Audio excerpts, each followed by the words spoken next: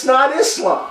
I mean, Islam is the teachings and practices of Muhammad. Islam taught that Muhammad was the perfect man. I shouldn't say taught.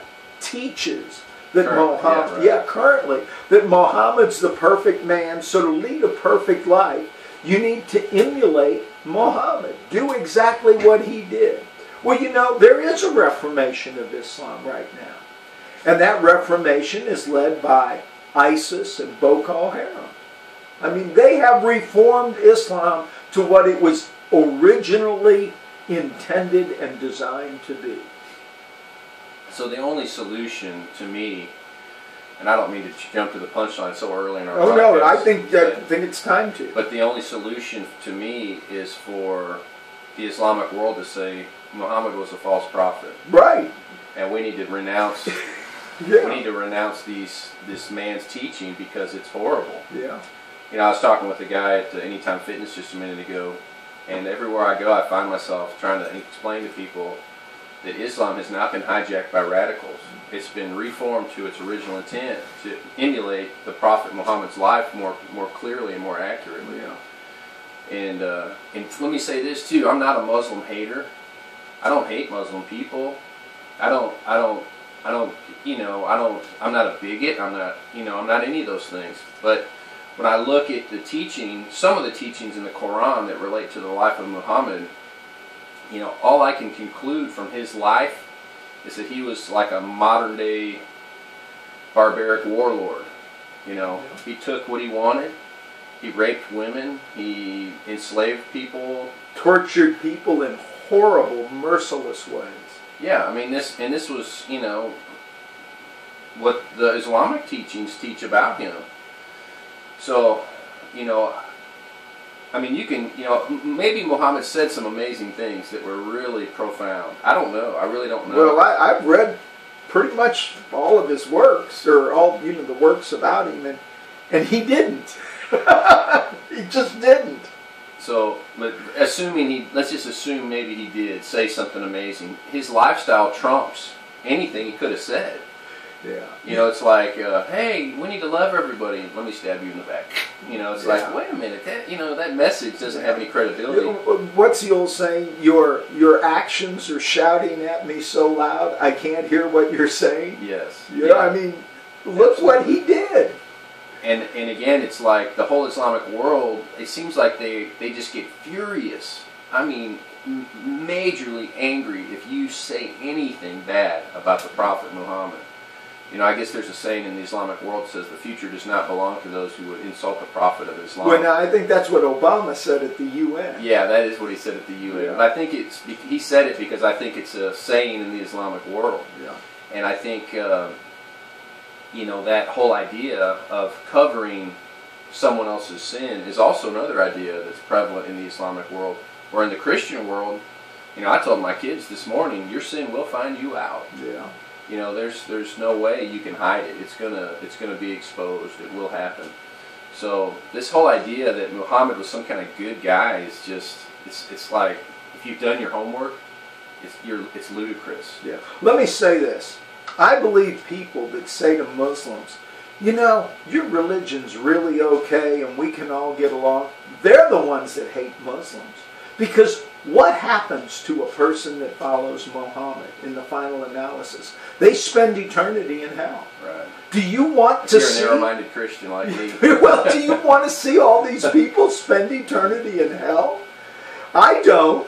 I'd like to see them come to a saving knowledge of the Lord Jesus Christ and surrender their lives to the Lordship of Christ. Yeah, and really, you're hitting on all the right points to me, because Jesus said, I am the way, the truth, and the life. No man comes to the Father except by me. I think it's in Acts chapter 4, verse 12. It says, there's no other name given unto men whereby they must be saved. You know, and the Lord Jesus himself said, I am the path. I am the gate. I am the way, the truth, and the life. So there really is no other way. Yeah. I know Oprah Winfrey wouldn't approve of this message. I know. Hey, I just got to say something, and this is for the Bill Moyers, what's the guy's name? Mars among us. Let's just assume, just for a second, let's make believe that there really is no God. Okay? And all religions are false. Okay, let's just assume that. Yeah. Okay? Well, which false religion makes men better? Yeah. Is there one? Yeah. And it's Christianity. Yeah. You know, the false religion of Islam makes men worse. It would seem, yeah. Yeah. So, you know, even if you're an atheist and you want to support one religion and you know, because the atheist and the humanist, they all say, oh, well, we're for the betterment of mankind. Well, you know, as I'm a guy that likes to look at history. Yeah, I think that's wise. You know, learn a lot that way. and as I look at history, what makes men better? What makes men better is if they, and even if it's false, and I don't believe it is, but even if it was false, what makes men better is believing in Jesus Christ and the teachings of the Bible about what he did. Right. And if you believe in Muhammad and what he did, I don't know how you view that other than evil. It's evil to murder, steal, rape, be a pedophile, torture people. That's evil. Yeah. And if you think that's good, well, you know, the Bible says there'd come a day when people would call good evil and evil good. Well, that day's been around for 1,400 years now. And although I think that day existed probably long before Muhammad. Yeah, there's a passage too, I think it's in Matthew, I want to say chapter 9, but it's where Jesus is talking about the narrow way. Immediately after he says, there are many that will go to destruction, and only a few will find, you know, the path, but then they'll find life. I personally believe that path is Jesus himself. Other people may believe it's a certain level of living and all that and practical righteousness. I personally don't believe that. I believe it's the path is Jesus himself. And right after that he says, beware, because there are false prophets who will come after me, and inwardly they are ferocious wolves. Yeah. And I thought, man, Jesus nailed that one. You know, as usual.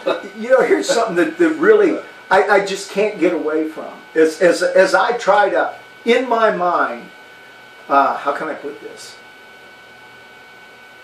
I really try at times to reject Christianity as false in my mind. Yeah, I be fair, right? Yeah, I try to scientifically analyze. Yeah, and I look back on the Old Testament scriptures that describe the Messiah, particularly the ones in Isaiah, and you probably know the chapter. 53, I think. It talks about how he was bruised for our iniquity, and the chastisement of us all is upon him. You know, if you read that, and you go, how many thousand years was this written before Jesus? Yeah. And then you look at Jesus, how many times did he tell his followers, I'm going to be killed. I'm going to be crucified. I mean, he told them over and over and over again. They didn't really have ears to hear. They didn't. You know, if you just, how can I put this? You know, men like to glorify themselves. And you know, I'll never understand this, Tony. But I believe it. That Jesus was 100% God. And he was 100% man. I can't get my mind wrapped around that. But I believe Jesus is God. But I believe he was totally a man that experiences all the frustrations, temptations, weaknesses, pain, everything that any ordinary man experiences. That's what I believe. And what does man always want to do? He wants to build himself up, to make himself feel like or that he's better than everybody else. And you just look at Jesus, and he never did that. Right. He never did that. Philippians chapter 2 talks about that. It says that your attitude should be the same as that of Christ Jesus, who being in very nature God, did not consider equality with God something to be grasped, but he made himself nothing, taking the very nature of a servant. So, I think that's part of what makes it hard for the Islamic world to identify with Jesus as being God in the flesh, is his humble character. You know, because it's really antithetical to Muhammad. You know, Muhammad was like, whoa, warlord, kill, steal, destroy, let's get in there and take as over. a matter of fact, you know, you talked about killing anybody that says anything bad about Muhammad. That's what Muhammad did. Yeah, it was the poets, right? Yeah, there were some poets that recited poetry that was not complimentary to him, and he sent assassins to kill him. And that set an example. Now, I just want you to contrast Charlie Hebdo. Yeah, contrast that with Jesus. He hung on the cross. And what did he say while he hung there dying? Wrongly accused. Dying for the sins of others, he said, Father, forgive them, for they know not what they do. Yeah. I mean, could there be anything more opposite? You know, what makes a society good or bad? It's how closely that society emulates the life of Christ or Muhammad. You know, and everything about Muhammad was evil. There wasn't one redeeming aspect to the guy. Yeah, I can't say that because I haven't really done extensive homework on the life of Muhammad. I tend to focus in on what's in the news and why it's in the news. Yeah. And that's what I want people to get. You know, people have this overarching opinion, like when Timothy McVeigh blew up the Oklahoma City Federal Building. You know, I don't know if he said, "Hey, I'm a Christian and I'm doing this in the name of Jesus," but you know, if a Christian were to do and act like that, you don't see any biblical basis for that in the New Testament. Nothing that Jesus ever said or did would condone that kind of behavior. But when you see an Islamic man killing his enemies, or killing infidels, or taking a city, conquering or conquering lands, yeah, man, that's right in line with what Muhammad did. As a matter of fact, John Kerry, Secretary of State. Oh yeah, our global warming guy. Well, yeah, but it's even better than that. I don't know if you heard the remark he made the other day. He said, you know, when the terrorists took out the Charlie Hebdo people, you could kind of see the justification in that. Is that what he said? Yeah. Well, I don't know if that's the word, rationale, maybe. The rationale. It could have been rationale. And then he's caught himself. And he said, well, I don't mean that. And he used some other word. But you know, sometimes when politicians slip up, it's a Freudian slip. They tell what they really believe. Yeah. You know? So he said, you know, you can kind of see. Well, why could you kind of see it? Because Islam teaches that you should kill everybody that says anything bad about Muhammad. But now, I want to say, I'm not saying bad things about Muhammad. I'm saying he was a thief, a murderer, a rapist, a pedophile. He owned slaves. He owned slaves, a wife beater. I'm not saying bad things about him, because those are all in Islamic writings. Yeah. And Muslims say, hey, yeah, those are all good things to do. Yeah. I mean, they do. If they really want to copy the life of Muhammad. Yeah.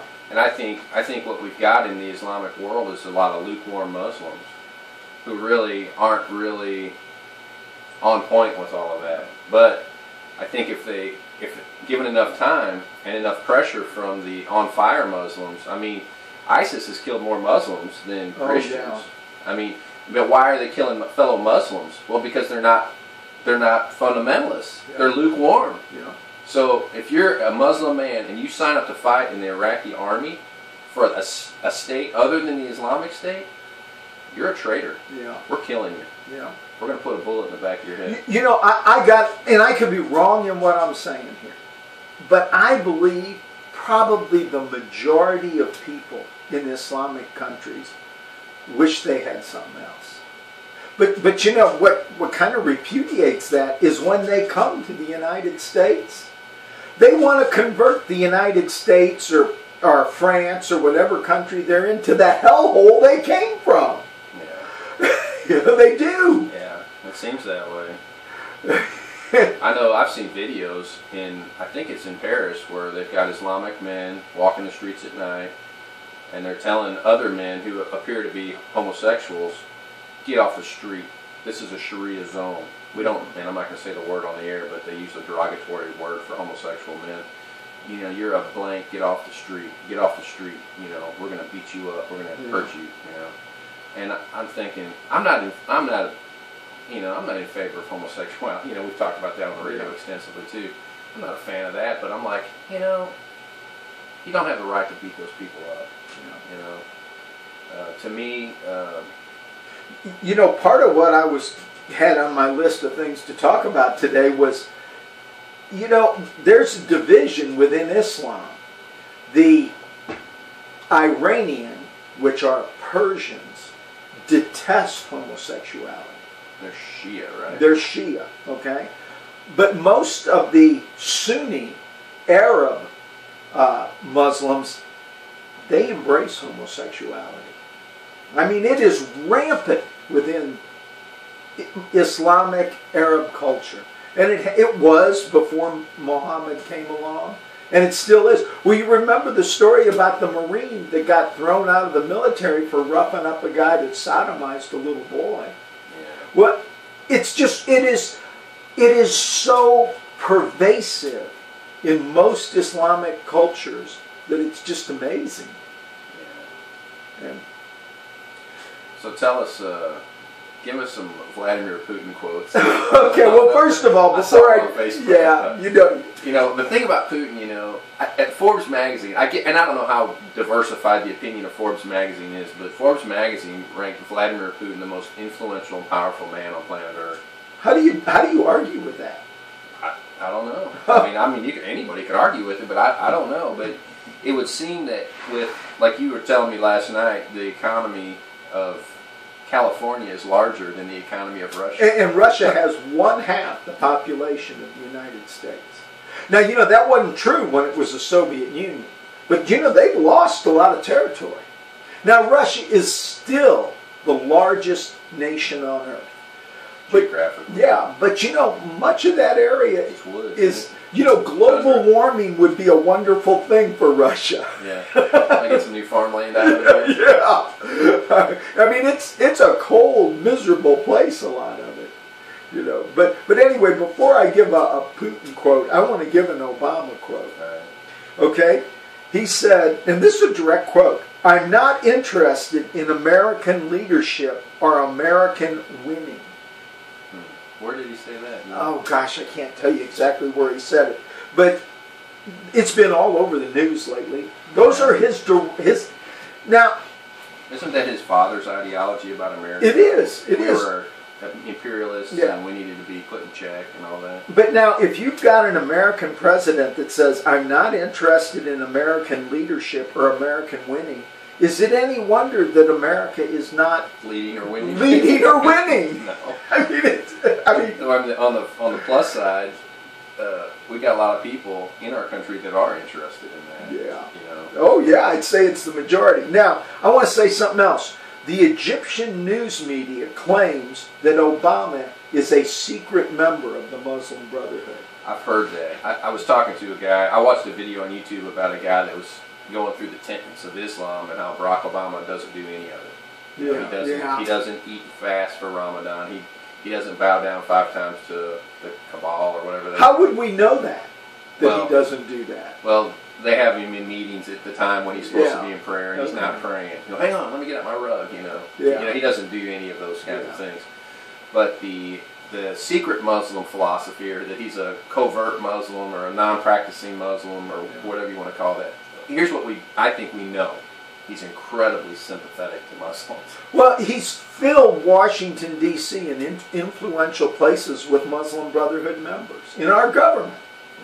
Okay. Czar levels, right? Yeah. Well, just below the czar. I don't think it's any of the czars, but I think it's just below the radar. Yeah.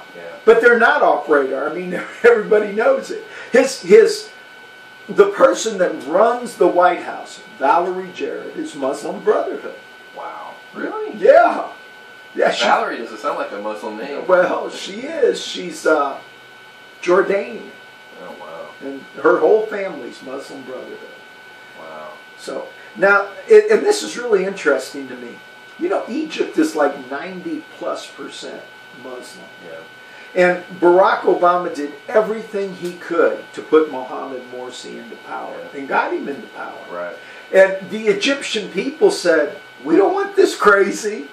You know, this is too radical for us." Yeah. And they put this El Sisi guy in who seems to have more sense than most Americans. Yeah.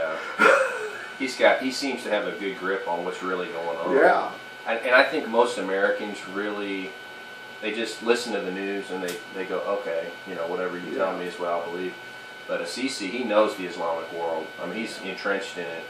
And I watched his speech the other day where he was calling for the changing of the doctrine. He's calling, reform, he does. But he was calling, he said, this is, I'm kind of paraphrasing what he said, but he's like, this is crazy. Are we really going to take on the whole world? What he said is 1/3 of the world's population going to annihilate the other 2/3? And that is exactly what Islam teaches should happen. Yeah, right. That's exactly what they teach. Yeah, it's world domination. Yeah. Yeah, I mean, I've seen the guys, the black flag will fly over the White House, This will be the Black House, we're going to take over, America. We're going to take over England. We're going to take over everything. And so many Americans laugh at that. And they say, oh, man, that'll never happen. I want to remind you that they took over the Roman Empire. Right. Spain was all Islamic, right? Well, Spain, northern France. And what we tend to forget is the breadbasket of the Roman Empire was North Africa. That was, a very important part. Now, and at the time they took it over, the Roman Empire was a Christian empire. And, the most influential Christian historian of all time is St. Augustine of Hippo. Okay? Where is Hippo? North Africa. Yeah! Okay, it's in North Africa. Okay? I mean, we don't know this history. The capital of the Roman Empire at one time was not Rome. It was Constantinople, which is in Turkey, which is Istanbul. And if you remember, the mightiest Islam ever got was under the Ottoman Turks. I mean, it was a mighty, mighty empire that challenged the whole world for greatness. Is that what ISIS wants again? I believe that's what they're looking for, is a resurgence of the... Now, they wouldn't call it the Ottoman Turkish Empire. They'd rather have the leadership from Saudi Arabia, probably. And, this is all very... Let me ask you this. I've been trying to put the pieces together personally when it comes to ISIS and all that, but it would seem that somewhere in history, the Islamic Caliphate was broken up into city-states or states. States, not city-states, but states. And yeah, and the British did that. Secular dictators. Hey, that was at the end of World War I. Yeah. And I could have my dates off a little, but it was that late in history. Yeah. So it's kind of like I think the British philosophy was probably divide and conquer. Let's break this down. Yeah. Let's break it into pieces. And ISIS knows that, and so they're like, put it back together. Yeah. They have an opinion that these leaders like Assad, he's a puppet. He's a dictator. This is not how it's supposed to be. We're supposed to run. Abu Bakr al-Baghdadi is supposed to be the caliph. He's supposed to run the Islamic Empire. Everyone's supposed to pay tribute to him and submit to him. But I think in the Islamic world, it's not happening the way they want it. Well, here's the problem they have. This al-Baghdadi guy wants to be the big honcho. Yeah. But the Saudi royal family doesn't want him to be the big honcho. Yeah. They want to be... the Saudi royal family would love to see a one-world caliphate. But they want to make sure it's under them. So what the Saudi royal family wants to do is they want to make sure that American treasure and blood is sacrificed to keep them in the driver's seat rather than ISIS. You get it? Yeah. And like the Jordanian king. So do you think that the agreement between, was it Kissinger, Henry Kissinger, went in and they formed the petrodollar? Yeah. Was it in the 70s? Yeah. And Kissinger went in there and said, hey, we'll defend your land if you promise to sell your oil in U.S. dollars to create a demand for U.S. dollars worldwide, to prop up the U.S. economy. And they said, deal. So that's why Operation Desert Shield happened, which turned into Operation Desert Storm, which offended, and this could be argued, but it offended whatever that guy's name was that attacked us on September 11th, Osama bin Laden. So that whole chain of events, I think we may have traded American lives for oil in Saudi Arabia Yeah. with that petrodollar agreement. You know, here's the thing that most people don't understand. The Saudis are actively engaged in taking over the entire world, including the United States, and they're doing a darn good job of it. And they've beheaded more people than ISIS. Oh, The probably. Saudi government. Yeah, has. I don't know if that's true or not, I've because read that. I don't ISIS has just gone rampant lately. But anyway, the Saudis are using a better tactic. A little smoother. Yeah, smarter. we'll take over your school system, and they've basically done that in the United States. You know, because it's gradualism. You sneak it in a little at a time, because American schools are teaching our children to be Muslims. Islam is peace and Yeah. tolerance. Now, and when I say that, people that hear this are going to say, "Oh, come on, you are way out there now." In Batesville, Arkansas, I know children that have brought tests home to their parents. Yeah, the multiple choice. And the right answer of Islam is, the one to check is, a religion of peace and tolerance. Yeah, that's ridiculous. Now, how do you even square that with reality? But anyway, the Saudis have this covert program of taking over nations through indoctrination. And it's gradual and it's effective.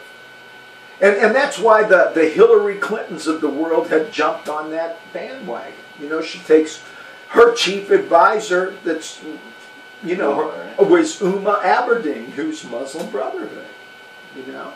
And she knows that communism, well, let's face it, Russia has rejected communism. Putin lectures the West on how on free markets and how they should not get away from Christian principles. Yeah. You know, we live in the past. We still think, well, that's the evil empire. You know, and people think I'm crazy when I say Russia is more godly and righteous than the United States today. And I really believe that. You know, just to give you an example, the Gideons. We try to get into school in the United States. One person makes a phone call, and that's over. The Gideons are in everywhere in Russia without any restriction. Yeah. You know, Putin lectures the West on abandoning Christianity. And and he says, hey, look what we went through. Don't go there. Don't be stupid like us. Yeah. Learn from our mistakes. Yeah, but we're still, and here's why, we still view Russia as the evil empire. Putin is also rejecting the power and authority of the banks. Yeah. And it's the bankers that want us to go to war with Russia to make sure their billions of dollars are secured and imposed on Russia. That's mainly what's going on in Ukraine. You know, the Western bankers want Ukraine. And by the way, many Americans have no idea how important Ukraine is. It's a seaport, right? Well, it's not only the seaport's in the Crimea, which is kind of an appendage on the Ukraine. But more important than that, it's a wonderful, wonderful agricultural area. Ukraine is economically more important than France. You know, I mean, that's the kind of resources and what exists in Ukraine. Kiev, the capital of Ukraine, was the first capital of Russia. It was Grand Prince Vladimir of Ukraine that brought Christianity to Russia. Today there's a Russian holiday celebrating Grand Prince Vladimir bringing Christianity to Russia. You know, and what a lot of people don't understand, I was in a hotel in New Orleans and flipping through the channels and just happened to run across this channel that was showing this program about the restoration of churches in Russia. You know, when the communists came in, they blew up or tore down many churches. And now they're trying to find the blueprints and anything anybody remembers about, and they're trying to restore those churches. And the program was all about not restoring Christianity, but architectural integrity. Yeah. You know? It was just kind of fascinating to me. But that's what's going on in Russia. Now let me say this. For some reason, the communists took over Russia. And I would say that reason is probably that people held a loyalty to the Russian Orthodox Church. And that's where they based their salvation in. My salvation comes from the Russian Orthodox Church. And I'm speculating this, okay? But if that's true, their salvation was not based in anything that matters. You know, and I still wonder if there's not some of that going on in Russia today. You know, this is our heritage, this is our tradition. Today in Russia, they are much more about the Russian Orthodox Church and the ancient Russian traditions than they are communism. You know, but what they need to be about, and maybe they are more than I think, what they need to be about is Jesus Christ. Because if they're not, they're headed for another setback. Another cycle. Yeah. Go back down the same road. Yeah, you know, something will happen to take them down. Yeah, you know, as you were talking, I was thinking about you know, the indoctrination of people, and I can remember years ago the movie Aladdin came out, and I was with my kids. You know, I was watching it, and I don't know if it was during the big boycott of Disney or not. I know the Southern Baptist Convention, they had a boycott of Disney because of their stand for gay marriage or something, and they know, you know, we're not going to do Disney anymore. But in the movie Aladdin, there's a scene where I don't know, I can't remember the girl's name. Jasmine. Yeah, Jasmine's dad. He's like the Sultan guy. Yeah. He shouts out a proclamation of praise to Allah in the movie. Yeah. And immediately I thought, they wouldn't say praise Jesus or praise the Lord of Abraham or whatever. You know, they would. You mean Jewish Disney guy. wouldn't? Yeah, no way. You know, and no American people. There was no outcry. Yeah. Oh man, you know, if he had said, praise the Lord Jesus Christ. Yeah. Which he could have. He could have been a Middle Easterner who knew Jesus. Oh, hey, we think all of the Middle East is full of Muslims. Until fairly recently, there were millions of Christians. Now, most of them have been killed now in the last few years. But there's been Christians in the Mideast since the time of Christ. Yeah, it's really time, you know. It's a difficult time. It's such a polarizing time, and I think our government wants to avoid that as much as possible. You know, they're trying to tiptoe through the tulips and not create. There are people, I've heard it, I don't know, 3 or 4 times. We are in World War III.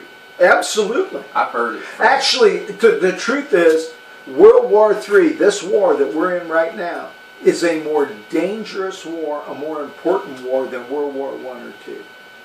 Yeah, I think, I mean, if you consider September 11th as the beginning of World War III, I think more Americans died there than Pearl Harbor. Any other attack on U.S. soil. Yeah.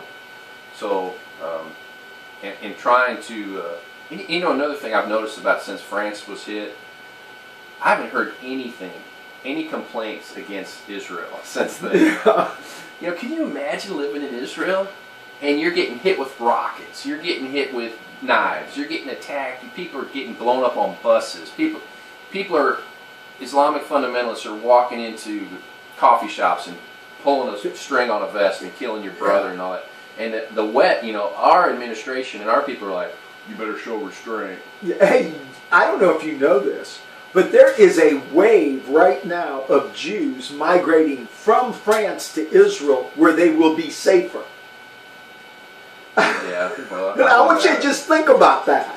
Well, I mean, what I've heard about France, and you know, I mean, France has had a real Islamic issue for a long time. Yeah. It just hasn't blown up, as no pun intended. It just hasn't become what it is now. Yeah. You know, in the spotlight in so much. But you know, they've got citizens who are French citizens who have traveled to Syria to fight with ISIS. Thousands of them. Yeah. And those people are planning on coming home. Yeah, or many of them may already be there. You know, so it's like, I don't want to say scary, because I mean, I don't know that I'm scared, but I am sort of preparing to be in a firefight with an Islamic fundamentalist who wants to kill me. I mean, that may sound radical. Well, now the truth is, this is going out on the internet. Yeah. So, you and I are both potential targets. Yeah. Yeah, but see, here's the thing, too, to me. It's like, this whole free speech thing, I'm not really down with all of the. I've been doing some research on the foundations of liberty. You know, I appreciate free speech and all that, and so I plan on using it. Yeah. Because I feel like I have a responsibility to my fellow man, and if that costs me, I think it's going to cost me. I mean, it's going to cost. Yeah. But there's a cost. But I believe there's a principle in the Bible that Jesus taught, and it had to do, I think, with his life specifically, but I think it also applies to our lives. And it has to do with a seed only remains a single seed. Until it dies. Unless it goes into the ground and dies. If it goes into the ground and dies, it can become multiple seeds. So your life and my life, we are just one. But if we stand, and, you know, I mean, too, the media could spin what we've said and how we've said. Oh, yeah, they could chop up what we've said Yeah, and oh take man, it all. these guys deserved it. These guys are Yeah, crazy, yeah. you know. I mean, I've already asked my church. I said, hey, will you guys fill in the gaps if something happens to me this Sunday? And I had 10, 15, 20 men and women stand up and say, yes, I will. I hope you, I know you've got a permit to carry. I hope you pack in church. Every now and then I do. You know, well, you ought to pack every Sunday and encourage other men in the church to pack. Yeah, we've got some guys that are carrying concealed. Well, I can tell you, I go to Hope Lutheran, and there's always somebody packing in our church. Yeah. I mean, it's 100% It's funny. certainty. It's funny, you know, because that's another polarizing topic. But I mean, you have to have dirt in your brain to think a gun-free zone is going to protect you from a gun. Yeah. I mean, that is like, where does that make sense? Where does that make a bit of sense? I can't understand it. France is a gun-free zone. Why didn't these Muslim fundamentalists leave their guns in Belgium? I don't understand it either. I don't get it. How could they pull it off? How could they commit such a crime with a sign right there on the side? Yeah, you'd think they'd obey the sign. You'd think they would. Yeah. Hey, I want to talk about something else. Now, I want to go back. Obama told the world, I'm not interested in American leadership or in America winning. Now, I want to just make a statement, quote a statement from Putin. Yeah. Okay? To forgive the terrorist is up to God, but to send them to him is up to me. How do you not love this guy? That's kind of a kind of statement. You know, to put that in American terms would be kill them all and let God sort them out. Yeah. You know, that's basically what he's saying. 72 virgin dating survey. Yeah. But I mean, we got this guy that, you know, Egyptian news media says he's a Muslim Brotherhood guy. Now you can say, well, I haven't seen his membership card. Okay. Yeah, right. But all you got to do is look at everything he does. Everything he does helps Islam. And everything he does hurts everything else. Which is so weird because, I don't know, there's so many things that Islam is against that the Democratic Party is for. Yeah. It seems like such a weird marriage. You're talking about like Abortion. the Democratic... I mean, I don't think Muslims are for abortion because they need warriors, right? Yeah, but, you know, Islamic society... Women's rights? Aren't Democrats for women's rights? I've got a piece in here that we probably won't get to, but it's written by a Marine that was in Iraq, and he talks about they started a hospital for abused children. And Islamic people are horrible to their children. He talks about how many of them they got that the parents dunked them in boiling water or poured boiling water on them, and just horrible. I mean, to infants that are so young, there's no way they can even understand what's going on. Yeah. But it's common in Islam. Listen, when you reject the Lordship of Jesus Christ, things go very bad. I think that seems to be the common thread. Yeah. That if you're against Jesus, we're for you. Yeah. If you're, okay, I'm for you. Oh, you mean you're for Senate? Obama? Yeah, you're for Senate? Okay, I'm with you too. Well, see, that's I got to say that about Hillary. You know, Hillary, if it's evil, she's for it. You know, hey, we're going to extract this baby's brain while its heart's still beating. I'm good with that. I mean, that's where Hillary is. Yeah, that Planned Parenthood thing. How do you get any more evil than that? Yeah, I don't know. It's so twisted. Okay, and I'm just going down things that I've pulled out of the news. The German police, right after the Paris attacks, intercepted a car with 8 AK-47s, grenades, TNT, and even a rocket launcher. Okay, so it's not just France. Right. It's a whole lot more. Yeah. Okay, now this is choice. A CNN commentator said, France is fanning the fires of terrorism by its response against ISIS. Now, what should France do? Say, oh, we understand. We need to all be Muslims. Yeah, what were we thinking? We need to surrender our way of life to this death cult. What are the alternatives here? You either fight them and kill them, or you surrender to them and become just like them. Yeah, if they push, see, that's the thing, they push it. If they didn't push it on you, you could have that mentality, oh, just you all be Muslims over there, we'll just be... Yeah, but that's not going to happen. But, yeah. Okay, I want to talk about some other things going on. Angola, Angola is in, I'd say, barely in the northern half of Africa, kind of central, on the west coast. And it's loaded with natural resources, oil wealth. Angola has declared Islam illegal. And although the government denies this, Muslims say that the government is planning to tear down all mosques. Which, by the way, I think is a wonderful idea. Okay. Yeah. Now, I need to go back. Angola was a Portuguese colony for years. And it won its independence from Portugal. The language is Portuguese. And, Portugal was a Catholic country. So Catholicism is the major religion in Angola today. And the president of Angola said Islam is incompatible with Angolan culture because we're Christian. And so he's declared it an illegal religion. And he says it's not really a religion, it's a sect. I don't even know what that means, that statement. But Angola is throwing Islam out. Well, fundamentalistic Islamic ideology calls for the dismantling of civil governments and submission to the caliphate, isn't that right? That's exactly right. So, I believe that the Christian has a responsibility to share their faith with other people to try and reach them on a spiritual or an intellectual level and convince them, hey, this is the best way to live, this is the best way to go, this, Jesus Christ is the Son of God, He died, I believe, and in some ways I think that establishes a idea in the culture that is in some ways takes over. It's got a dominion component to it. It does. Everyone could start thinking this way. Everyone could begin to believe this way. But at no point do I think, well, if you don't believe that, I think I'm going to kill you. Yeah. Oh, you don't believe like me? Well, I think I'll kill you. Yeah. So to me, a religion that endorses or condones the overthrow of a civil government or the killing of people that don't believe like them really is not a religion. It's like a death cult. It is. And I don't care how many people are in it. That's the problem. There's a billion, 1.5, 1.6 billion people that subscribe to this. Basically a third of the Earth's population. At some level. So it just seems so, golly, that's just horrible.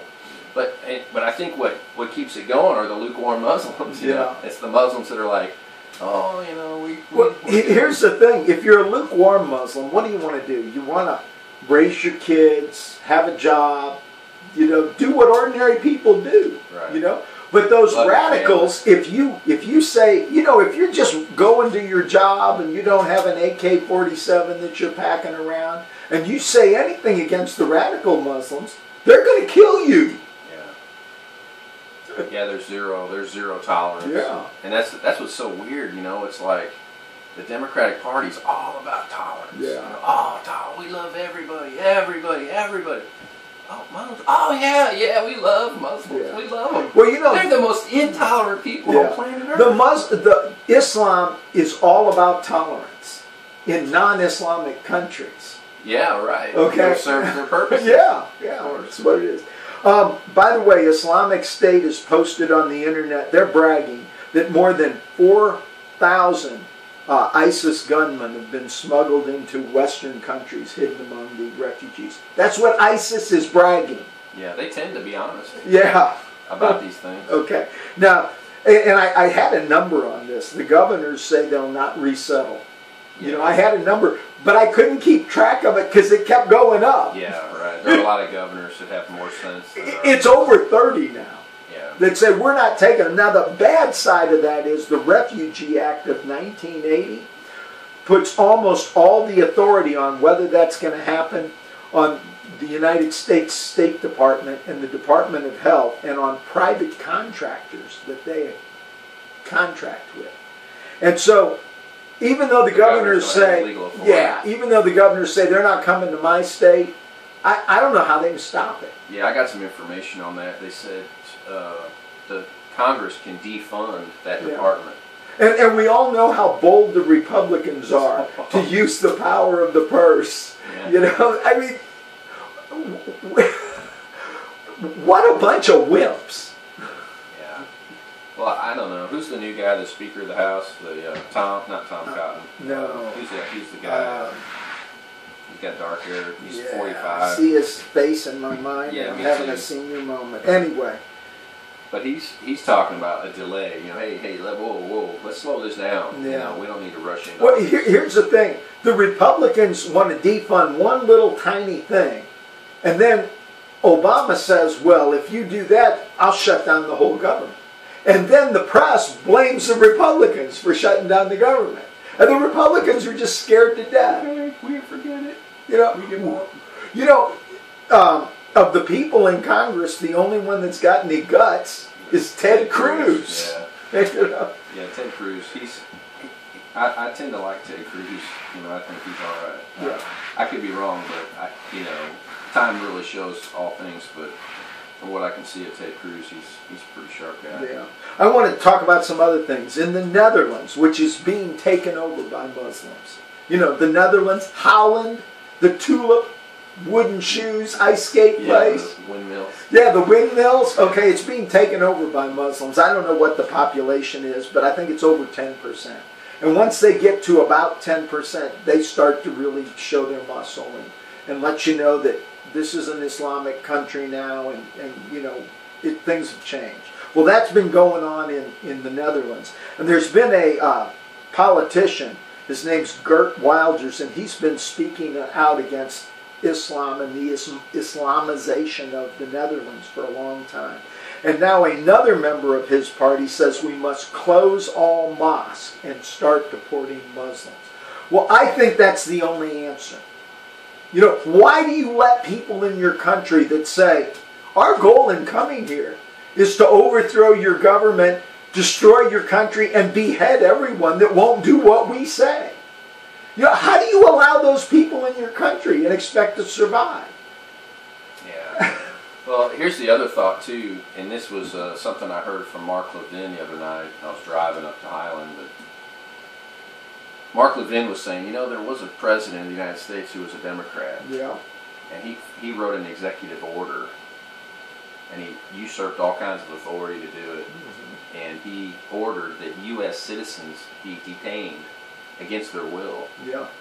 It was the Japanese in World War II. Yes. Yeah. And it made sense to the American people. There was one Japanese man, I forgot his name, but he stood up against the government, and he hired himself a lawyer and said, no, this is unconstitutional. You can't do this. This isn't fair. This isn't right. I'm a U.S. citizen. And the court voted 6-3, and they said in their opinion, the 6 that were against the guy, they said, we think you're really right. This is unconstitutional, but we're going to do it anyway. Yeah. Because at certain times, you have to. We need to protect our country. Yeah. And you know what's funny? Almost all of those Japanese were loyal Americans. Probably. That had been, you know, they were part of American culture. Yes. And as a matter of fact, many of those from the internment camp actually went on to form a regiment of Japanese soldiers that were some of the most loyal and effective soldiers that ever fought in World War II for the United States. Yeah, right. The Japanese mindset, that Bushido warrior code is woven through the thinking of a lot of the people there. But history has proven that Now, here's the difference. Here's the difference. That's the difference between race and religion, or culture. Right. And again, I don't believe that Islam should be called a religion. I believe it's a criminal enterprise. Yeah. But I don't care what race you're from. You know, Muhammad, a lot of people don't understand this. Muhammad was a white guy. Yeah. Okay? A lot of black people think Muhammad was black. Wasn't he a brown guy? Well, Don't you think he was there's writings in the Quran and the it says he Hadith was light skinned. that talk about how white he was. He was very much a white guy. What, you know, there's a lot like of Northern European white guy. Well, like blonde hair. Blue I don't know. eyes? No, I don't know. I think he had a black beard, but his skin was very white. Okay. They talked about the whiteness of his belly. Now, when you live in that area and you spend a lot of time in the sun, Yeah. you're going to be dark. Right. But the parts of your body that are not exposed to the sun, when someone saw Muhammad's belly, they commented about how white it was. Yeah. You know, it's in the Quran. He was a white guy, folks. Yeah. Okay. So it's not about race. No, of course not. It's about ideology. It is about ideology. And that's the thing, you know, how do you, you know, to solve this issue going forward, you have to, like, I'm not talking about from a religious and eternal life perspective. I'm talking about from like a civil government, you know, federal government perspective. I think your approach you've mentioned earlier on the air a couple times is, you know, like Radio Free Europe. You know, you've got to create a some kind of, and I don't want to call it propaganda machine, but you've got to create some way. I call it a truth machine. Yeah, to get the truth into these cultures where people can actually hear and know. And I tell you, Tony, I think there are millions and millions of people dying for that truth. Yeah. Dying and going to hell Yeah. for a need of that truth. I was searching government grants one time, and I was looking where's the funding, you know, and there was a lot of funding for setting up radio stations in the Middle East. Really?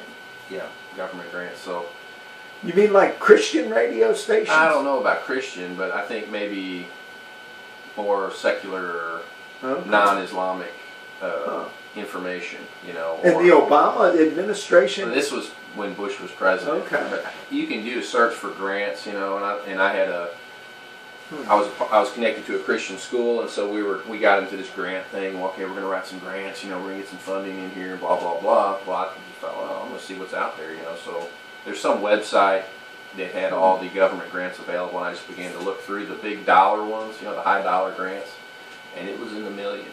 Wow. Of money that they would give you if you had the guts to show up at the Middle East and build up a radio station. Huh.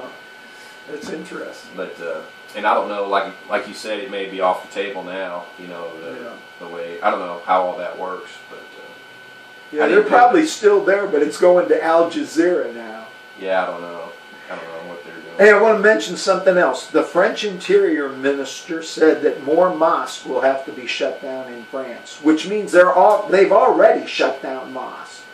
Yeah. Okay?